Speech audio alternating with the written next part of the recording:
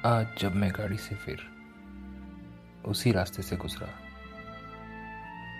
तो देखा कि अब वो सड़क वैसी नहीं रही जैसी होती थी। जामुन के पेड़ों से गले लगने वाली वो बरसात कहीं खो गई है। याद है आज भी वो जामुन के लिए मन का ललचाना, उस बैंगनी रंग के बरसाती फल के लिए साल भर इंतजार करना। यूं तो और भी फल मन को भाते हैं, मगर जामुन का रंग और बात ही कुछ और है।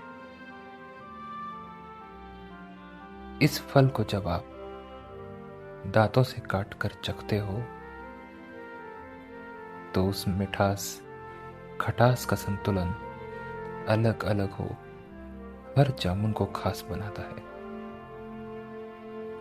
और अगर उसमें नमक भी छिड़क दो तो उस स्वाद का बखान करना यदि नामुमकिन नहीं तो मुश्किल जरूर है। उस जीप का गुलाबी हो जाना हमारे बचपन की सैकड़ों निशानियों में से एक है,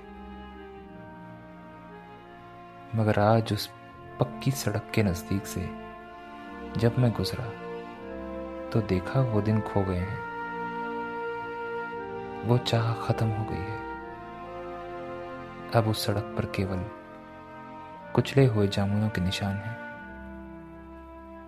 अब बच्चे पेड़ पर जामुन तोड़ने की तकलीफ नहीं उठाते, बल्कि खूब पककर जामुन खुद ही नीचे गिर जाते हैं, मानो ये कह रहे हों कि हमारी किसी को जरूरत ही नहीं। तो चलो इस पेड़ और शाख से ऐसे ही विदा ले लें। उस रस की कद्र कम हो गई है और जिसे जीप पर आनंद के रूप में होना चाहिए था उसे कई गाड़ियां बेरहमी से कुचल कर जा चुकी हैं। बस पीछे रह गए हैं तो निशान उन छिलकों और गुठलियों के जिनका ऐसा अंत नहीं होना चाहिए था। सचमुच ये भागती हुई जिंदगी कितनी उन छोटी छोटी खुशियों को कुचलती जा रही है जो बीते जमाने में कभी लम्हों में नई उमंग भर देती थी। न जाने कहां चले गए वे लम्हे और वो हाफ पैंट पहने बच्चे जो पत्थर मारकर जामुन गिराते और बिना धोए उनका स्वाद चखते। आज भी वो जामुन का पेड़ खड़ा है, वहीं का वहीं। दिन रात रास्ते को देखकर शायद वो भी उन बीते दिनों की यादों में खो जाता होगा जब उसकी कीमत कुछ और थी।